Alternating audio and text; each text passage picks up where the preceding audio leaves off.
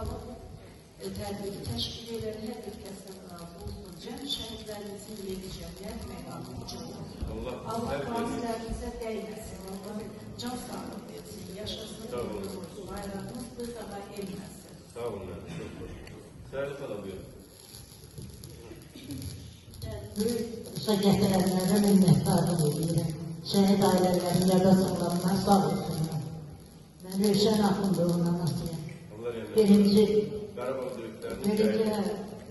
Gönüllü yetiştiği rahat Allah'ın hamımıza kurban olsun. Öyle değil mi? Gelin neler? Gelin. Ben şehitlerin anasıyam. İlgili bir qəhrəman anasıyam. Bu günlər uşaqlar çox gözəl təmsil edilər, şəhidlərin. Çox gözəl.